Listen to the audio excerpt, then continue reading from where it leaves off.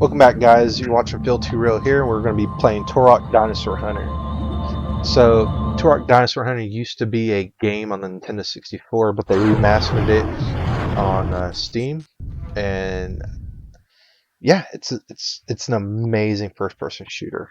So, thank you very much, Nightdive Studios, for remastering this masterpiece from my childhood. Um, but yeah, the Iguana Entertainment. Little intro logo, whatever you want to call it. It's always funny. I was still smiling at it as I'm talking right here. And this is Tal'Set, the Turok that we are playing as. He's a time traveling dinosaur hunter that's to protect the lost land from the evil campaigner who's trying to get his mitts on the Chronospecter, which is the plot MacGuffin of the game. But yeah, you have two different types of soundtracks. You have the PC remaster version, and then you have the Nintendo 64 version soundtrack. Which most of the tracks I'm going to have the Nintendo 64 version, but some PC tracks are really good.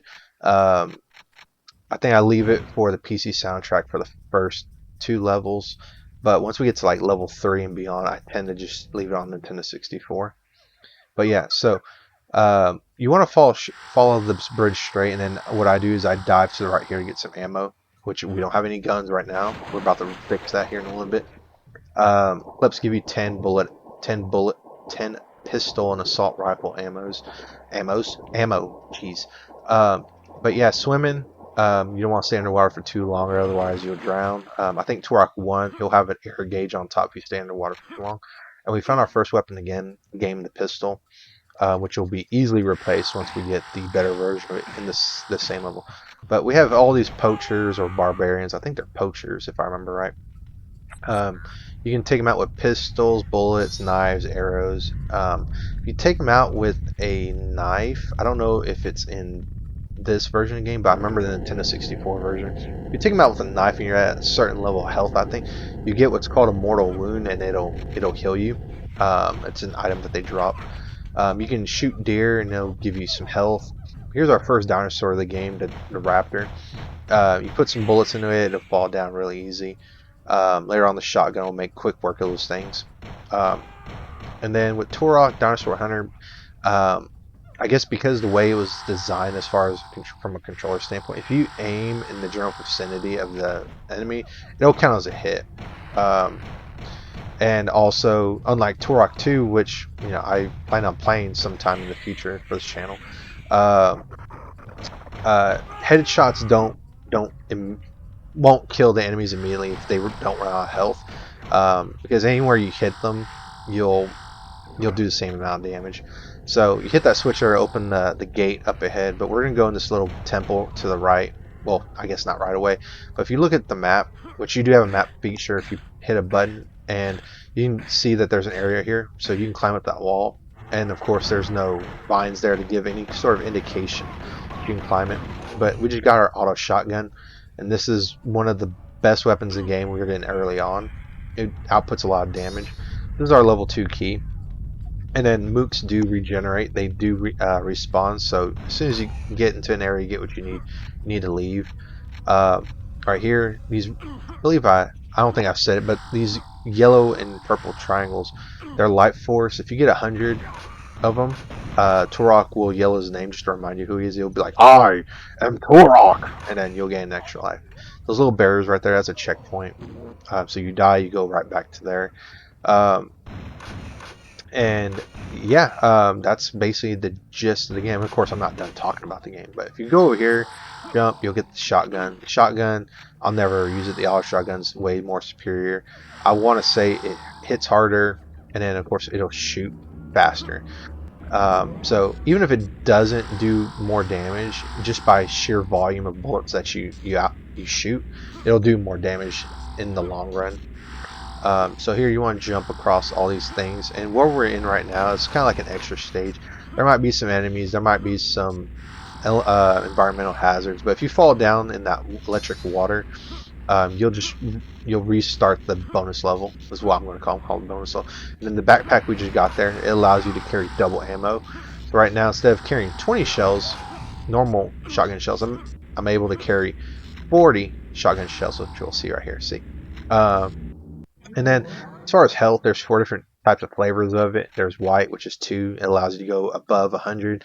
There's blue, which is 25 in this game, which you can't get if you're below 100.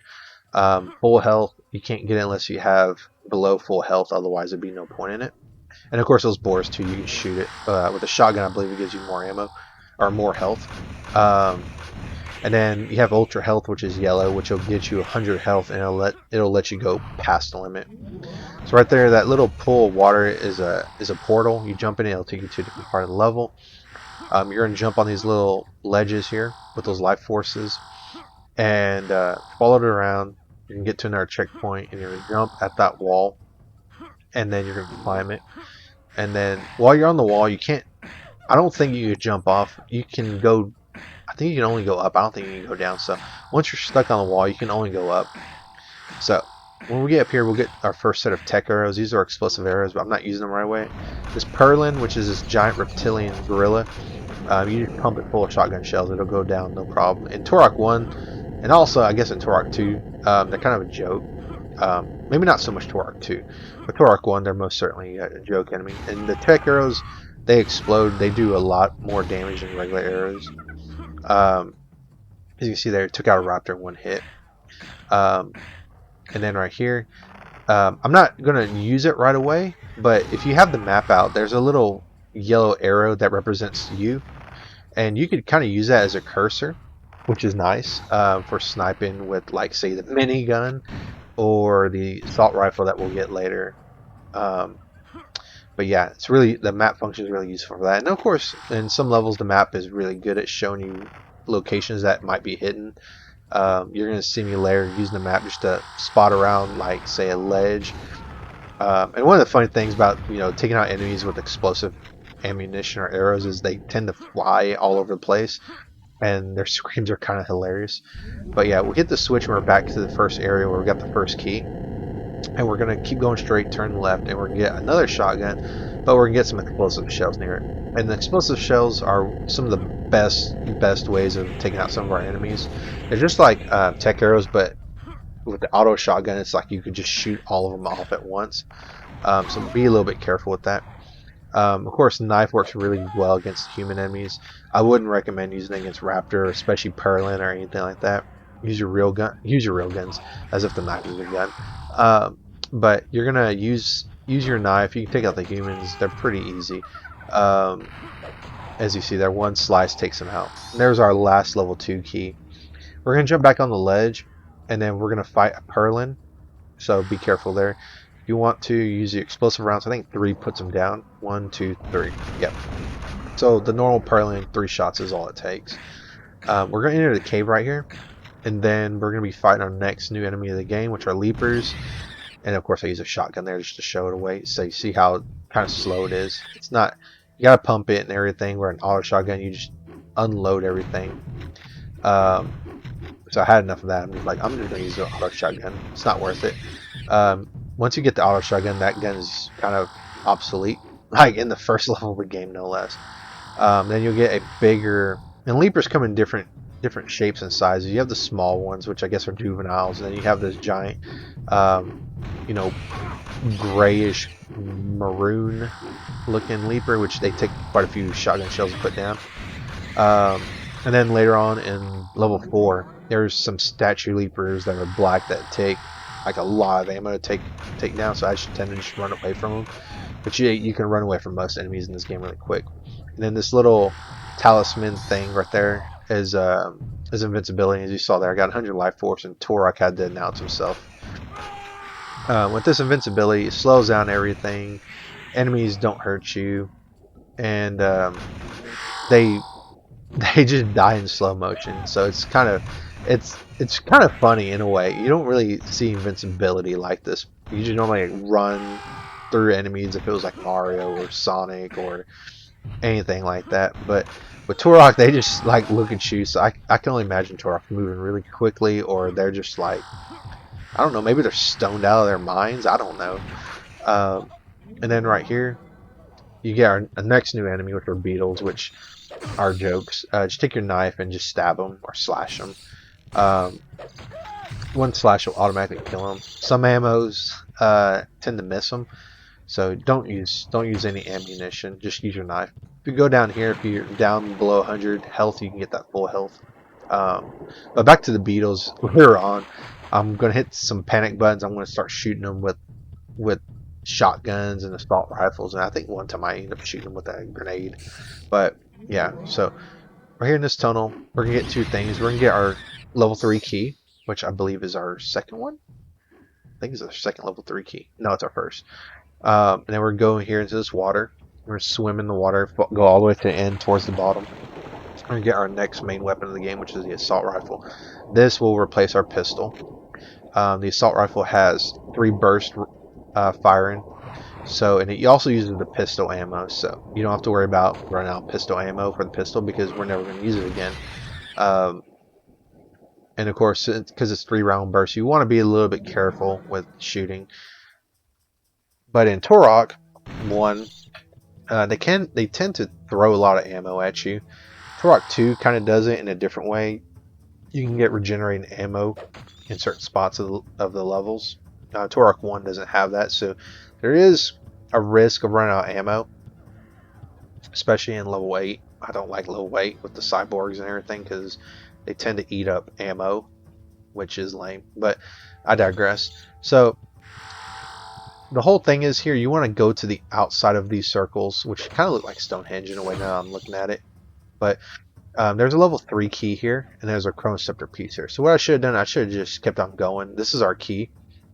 As you see here, I missed, but it was a regular arrow, so it really doesn't matter. But you can see there, like I missed a couple shots of my pistol. Otherwise, those beetles have a very, very hard exoskeleton. So if you go that way, that's you get out of this area. But we're gonna go back because I know there's a Chronospecter piece here, and we got to go get it. It's a waste of 3 bullets on a beetle, Phil. Thank you. Continue on.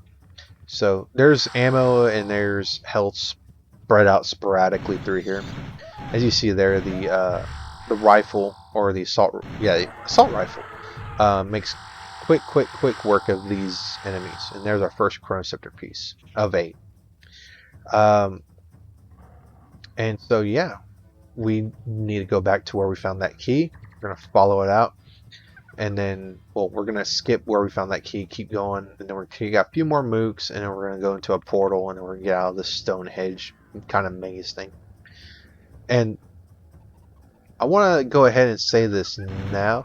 I did have to re-record this first part, and I believe the second level, and I want to say the third level too, because my mic was on when I was recording this, because I had the same problem with Sonic Mania.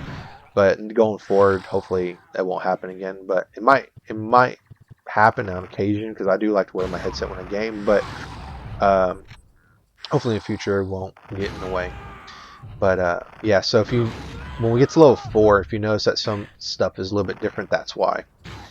But yeah, so it's really interesting, the later levels. But the first 3 levels are kind of, in a weapon sense, boring, because you're going to have the same weapons. You're going to have, I think I want to say the assault rifle is going to be the last new weapon we're going to get. But yeah, so in this cave right here that we just dropped down into, there's some water, there's a waterfall. There's a bonus portal at the bottom of the water if you want to wait for it. I certainly don't want to. I just want to get through this level. So you're just going to hop across these pillars. At the top, we're going to get our last level 3 key, and then we're going to enter a portal, and then we're going to get back outside, and we're going to get to another portal, and then we'll be at the end of the level. And that'll be the end of level 1. And then the whole thing about these keys is you're going to put them into a pedestal to open a portal to the next level. 3 keys opens every level except for level 8. Level 8 requires 5 keys. And there's always a save point in the hub, which is right here where we're at now. So you want to shoot some tech arrows or shotgun shells here to take out this Perlin that has a risk gauntlet that shoots out fireballs. But yeah, this is the end of our first part, so there's no enemies in here after we kill that Perlin. It's kind of like our safe zone to save and get ready for the next level. So across this bridge, this is the hub. Those portals, they're not turned on right now. We'll put in keys to turn them on. But we're going to save here. And this will be the end of part 1 for Turok Dinosaur Hunter playthrough. I'll catch you on the next one, guys, and we'll talk a little bit more. Okay. Catch you next one, guys. Bye.